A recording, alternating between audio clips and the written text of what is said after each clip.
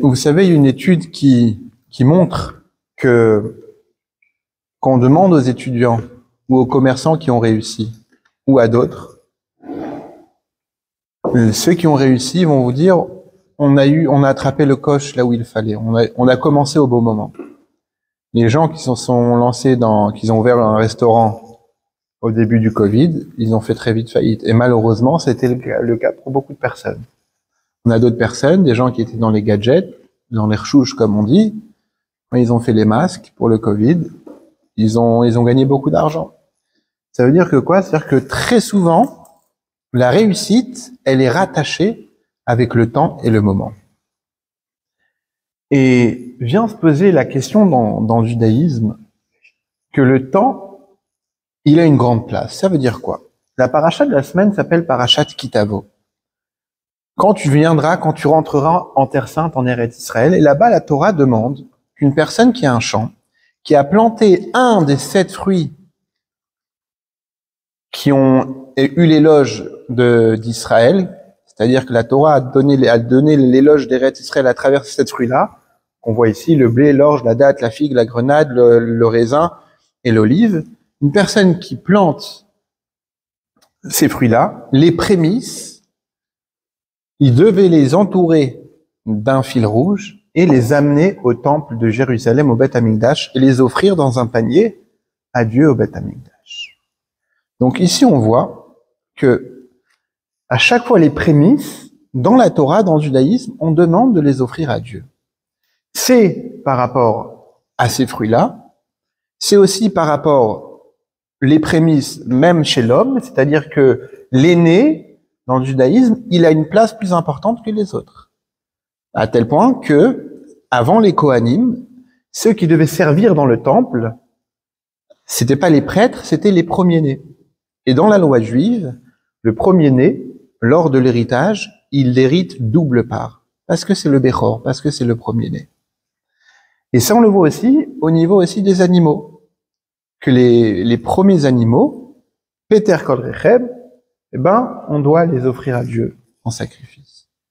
Et pas seulement ça, mais ça, on le retrouve aussi dans le temps. Par exemple, la fête qui arrive, ça va être Rosh Hashanah. Et Rosh Hashanah, c'est un des jours les plus importants de l'année. On va sonner le shofar, c'est appelé le jour du jugement, c'est le jour qui va décider tout ce qui va se passer durant cette année, tout ce que Dieu va nous donner ou pas. Pareil, Rosh Chodesh, le début d'un mois, c'est toujours un jour important. Et donc vient la question, pourquoi c'est si important pour la Torah, pour Dieu, les prémices, les débuts de chaque chose? Pourquoi une telle importance que ça? Et lorsque l'on voit un peu les premiers-nés dans l'histoire juive, ce n'est pas eux qui ont toujours été les dirigeants. Je m'explique. Abraham, il a eu 2 enfants, Ishmaël et Yitzhak. Ishmaël, c'était le premier-né d'Abraham. Et pourtant, c'est pas lui qui a hérité du peuple d'Abraham. C'est le deuxième. Donc, on voit que le premier ici n'a pas eu d'héritage. Pareil, Yaakov, il a eu un frère qui lui était premier-né, c'était Ésav, Ésaü. Et c'est Ésaü Ésaü c'était le premier-né, pourtant c'est Yaakov qui est partie des patriarches. Et ensuite, pareil, David c'était le 10e d'une famille de 10 enfants, le roi David. Donc qu'est-ce qu'on voit de là? Que c'est pas forcément les premiers-nés qui sont à chaque fois les meilleurs. Et d'ailleurs, une étude montre que les présidents d'Amérique sont à 52%, ce sont des enfants, ce qu'on appelle sandwich. C'est-à-dire, c'est pas les premiers-nés, c'est ni les derniers, mais ce sont les enfants au milieu. Pourquoi? Parce que souvent, on dit que l'enfant du milieu, il doit se battre pour prouver sa place. Et donc, ça crée chez lui l'envie d'exister, l'envie de faire, l'envie d'être. Et c'est pas forcément le premier-né. Et donc, dans ces cas-là, pourquoi la Torah donne autant d'importance au premier-né? En réalité, on peut expliquer ça par le fait que la première chose, un premier-né, c'est quoi? C'est un homme qui se marie avec une femme et qu'ils ont un enfant. Et l'enfant, le premier enfant, c'est quelque part l'accomplissement, non seulement du couple, mais c'est une création de l'homme. Et donc, la première création, comme un artisan, comme une personne qui va se lancer dans le bâtiment, la première maison qu'il va faire, ça va faire de lui un constructeur. Un peintre, la première peinture qu'il va faire, la première peinture va le rendre lui un peintre. C'est-à-dire que quoi? La première création de l'homme, c'est ce qui va lui donner à lui autant d'importance. Il va passer de statut à individu lambda à un créateur. Pareil, créateur de mode, créateur de contenu, tout. Un écrivain, il est appelé écrivain à partir de quand? Dès qu'il commence à éditer un premier bouquin. Qu'est-ce que ça veut dire? Ça veut dire qu'en réalité, la première chose d'une personne, c'est ce qu'elle est. C'est son accomplissement. Et quand la Torah nous demande de donner les prémices à Dieu, qu'est-ce que ça veut dire? C'est-à-dire ne pas tomber dans le piège en pensant que j'ai réussi à réaliser quelque chose, c'est par ma force à moi. Non. Si on a réussi, c'est grâce à Dieu. Et j'ai illustré ça à travers une histoire que tout le monde connaît, une histoire biblique. Le premier meurtre de la Bible, c'est quoi? De la Torah? Caïn et Abel. Caïn et Abel. Qu'est-ce qui s'est passé? Les deux, ils étaient agriculteurs. Les deux, ils avaient des champs. Les deux, ils cultivaient. Les deux, ils avaient des animaux et des troupeaux. Et Dieu demande de lui offrir un sacrifice. Qu'est-ce qui va se passer? Les deux vont offrir un sacrifice, mais Dieu va choisir celui du petit frère, Abel. Donc encore une fois, on voit que le premier-né qui était Caïn, c'est pas lui que son offrande a été acceptée, mais c'est son petit frère. Et quand Caïn il apprend ça, par jalousie, il va commettre le premier fratricide, il va tuer son frère. La question se pose, pourquoi Dieu il a accepté, il a pris le korban, c'est-à-dire l'offrande, le sacrifice du jeune frère, et pas de Caïn? Les deux, ils ont fait l'offrande. La différence, c'est que Abel, le petit frère, lui, quand il a offert, de quel bétail il a offert? Il a offert les prémices. Il a offert des premières choses qu'il avait. Alors que Abel, il a reconnu, oui, je dois donner à Dieu parce que c'est Dieu qui nous a donné. Je dois le remercier en lui faisant un cadeau. Mais le premier, je garde pour moi, c'est quand même moi en premier, et je donne à Dieu en deuxième. Et le fait qu'il a fait passer Dieu en deuxième position, c'est pour ça que Dieu n'a pas accepté son offrande à lui, mais il a accepté l'offrande du petit frère. Qu'est-ce que ça veut dire? Ça veut dire que quand la Torah nous demande d'approcher, d'apporter au temple les prémices, c'est pour reconnaître que la force, elle vient pas de moi. La force, elle vient de Dieu. Et tout ce qui est dans le monde n'appartient pas à nous, il appartient à Dieu. Et en offrant les premières offrandes au temple, c'est comme ça qu'on réalise le fait que tout appartient à Dieu.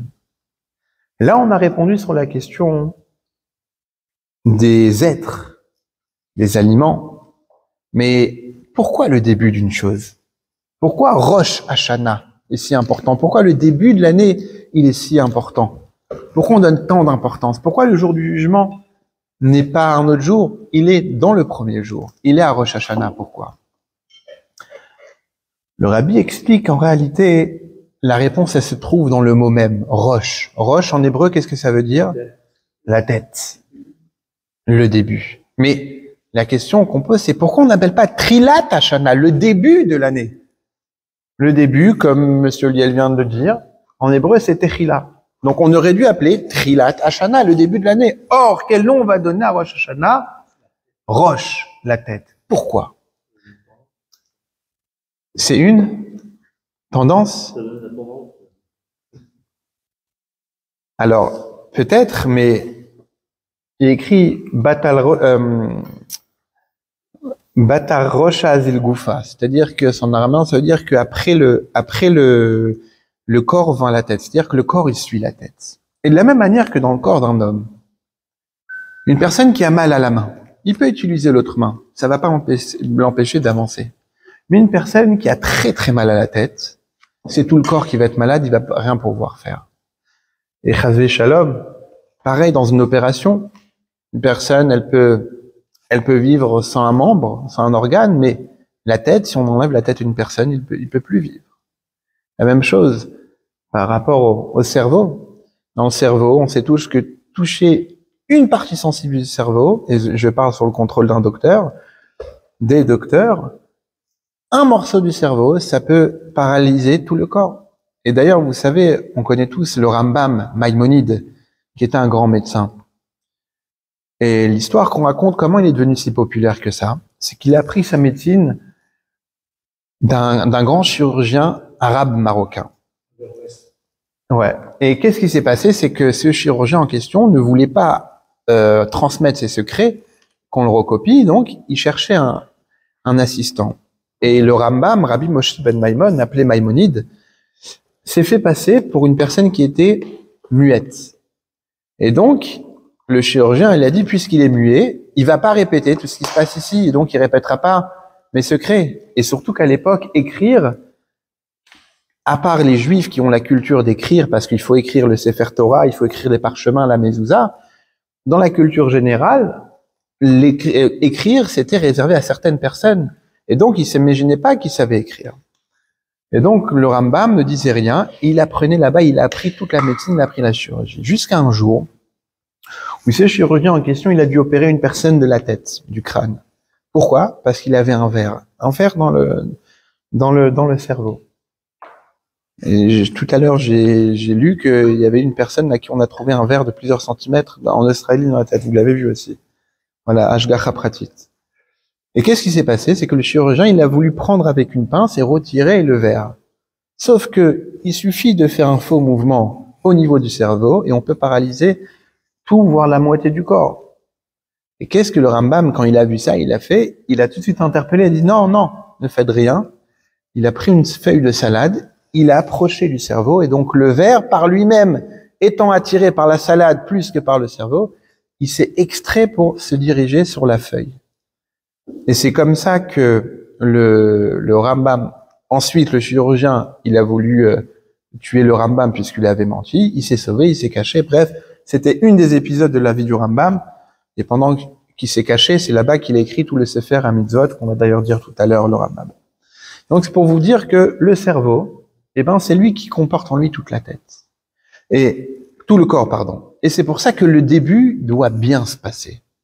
La manière comment on commence une chose, c'est comme ça qu'elle va continuer.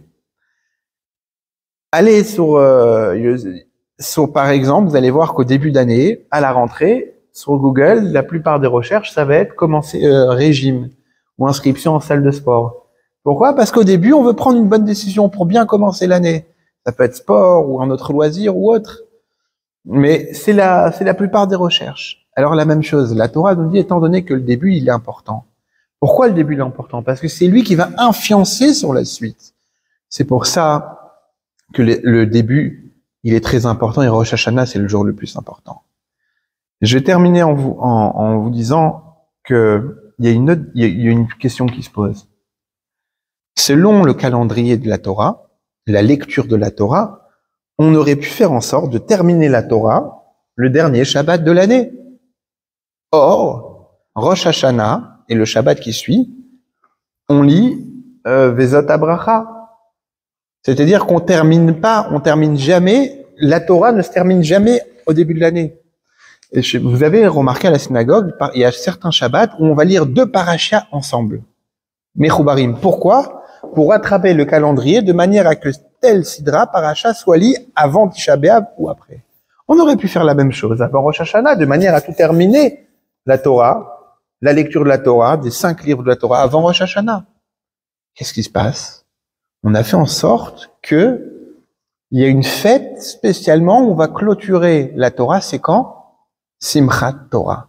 La fête où on va danser avec la Torah, la fête où on va se réjouir, qui vient tout à la fin des mois de Tishri, qui est la dernière fête avec laquelle on clôture le mois de Tishri. Pourquoi?